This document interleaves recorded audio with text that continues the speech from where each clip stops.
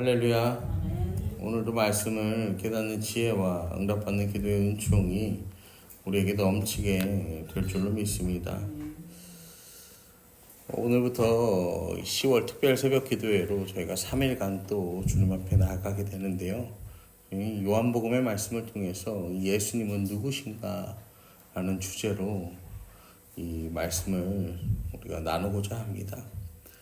마태, 마가, 누가, 요한, 이 네 가지 복음서를 우리는 사복음서라고 부릅니다. 이 사복음서는 각기 내용도 다르고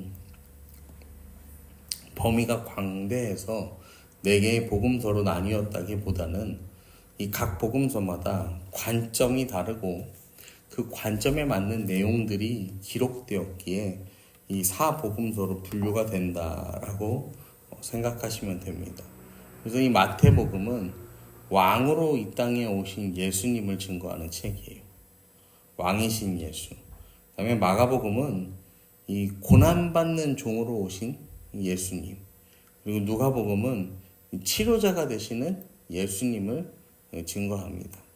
그리고 오늘 우리가 살펴보게 될 요한복음은, 요한은 이 하나님 자신이신 예수님을 선포하는 책입니다. 마태, 마가, 누가가 서로 겹치는 내용이 많지만 이 요한복음은 사실 별개의 책이다라고 보셔도 무방합니다. 그래서 마태, 마가, 누가는 공관, 이 같은 관점을 가진 책으로 보기도 하는데 요한복음은 이 공관복음과 이 내용이요 92% 이상 겹치지 않습니다. 사실상 전혀 다른 책으로 볼 수 있죠. 이 요한은 예수님과 육신적으로나 영적으로 굉장히 친밀한 사이이기도 했습니다. 이 예수님의 어머니 마리아 그리고 요한의 어머니 마리아는 서로 자매예요. 그러니까 예수님과 이 요한은 이종사촌 관계였죠.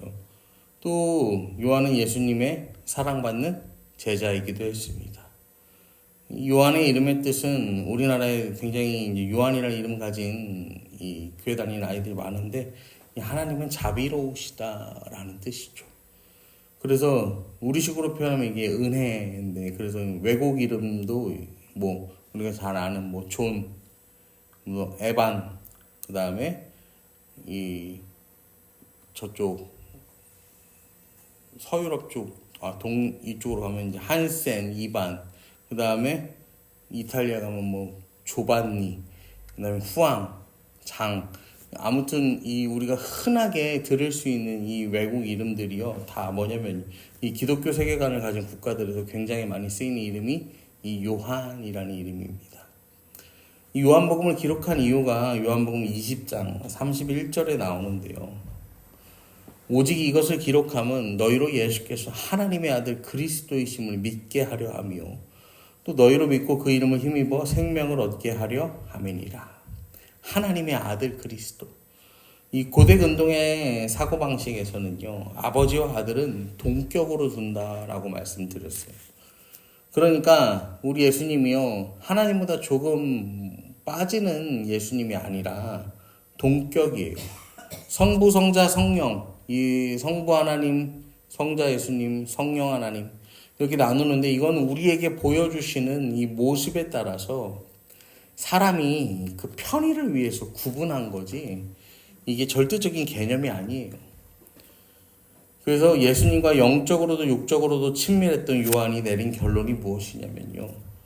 예수님은 하나님이시다. 그리고 그 예수를 믿으면 생명을 얻는다. 이게 요한복음이 내리는 결론입니다. 우리도 이 3일의 시간 동안 요한복음을 통해서 우리에게 생명 주시는 예수 그리스도, 하나님이신 예수님을 만나는 시간이 되기를 소망합니다. 오늘 말씀 1장 1절 이렇게 시작합니다. 태초에 말씀이 계시니라. 이 말씀이 하나님과 함께 계셨으니 이 말씀은 곧 하나님이시라. 요한이 예수님을 소개하는데 태초에 라고 시작을 하죠. 그리고 예수님은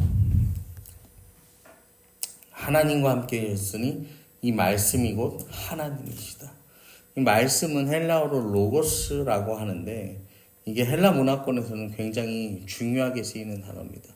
왜냐면은 그 당시 헬라 문화권은 이 철학이 굉장히 발달했어요.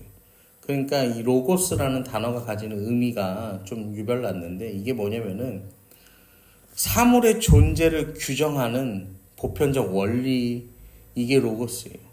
그러니까 이게 장미야 그러면은 이게 왜 장미인지 이 보편적 원리이자, 그 다음에 각각의 사물을 고유하고 일정한 것이 되게 하는 형식. 그러니까 이게 이 어렵게 표현돼서 그렇지, 이게 뭐냐면은 세상 모든 것을 구성하는 원리, 그리고 이 세상이 일정한 형태와 법칙을 가지고 운영하는 형식, 이게 누구라는 거예요? 말씀, 예수님이시다라는 표현입니다. 여러분, 천지가 창조될 때 세상에는 아무것도 없었어요.